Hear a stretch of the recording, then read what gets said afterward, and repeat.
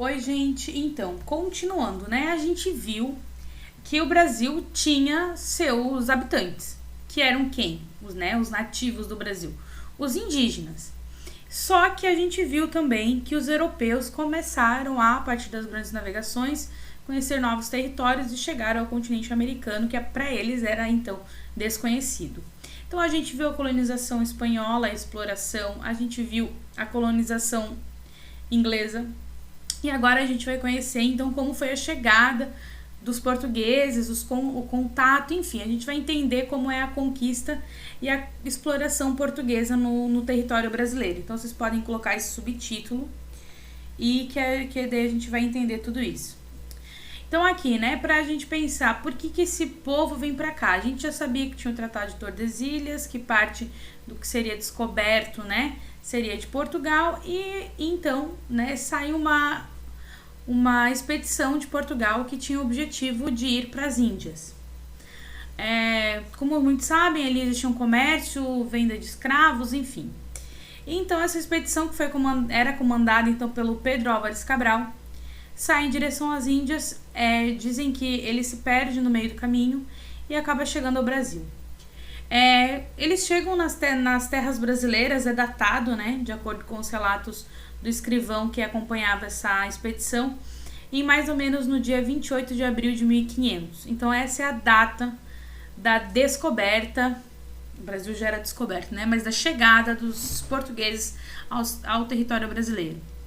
Então ali eles já vão ter um primeiro contato com os habitantes do Brasil, porque naquela área de litoral viviam indígenas, e a gente vai ter então o escrivão dessa esquadra, dessa expedição, que era o Pero Vaz de Caminha, tá? Ele vai escrever uma carta para o rei de Portugal, o Dom Manuel, descrevendo o que eles tinham encontrado. E ele fala então sobre os nativos, sobre as maravilhas da terra encontrada. E a carta do Pero Vaz de Caminha é o primeiro documento escrito sobre o Brasil, porque os indígenas não escreviam documentos, né? Eles não tinham esse hábito. E então aqui tem um trecho da carta, então vou ler para vocês. Neste dia, à hora de véspera, houvemos vista de terra, primeiramente de um grande monte, muito alto e redondo, e de outras serras mais baixas ao sul dele, e de terra-chão, com grandes arvoredos. Ao monte alto o capitão pôs nome, o Monte Pascoal, é a terra de Veracruz. Eram pardos, aqui ele está falando dos indígenas, todos nus, sem coisa alguma que lhes cobrisse suas vergonhas. Nas mãos traziam arcos com suas setas. Vinham todos rijos sobre o batel. Batel é tipo de uma embarcação. E Nicolau Coelho lhe fez sinais que pousassem os arcos. E eles pousaram. Também andavam entre eles 4 ou 5 mulheres moças, nuas como eles, que não pareciam mal. Entre elas andavam uma com uma coxa do joelho até o quadril e a nádega toda tinta daquela pintura preta, e o resto tudo na sua própria cor.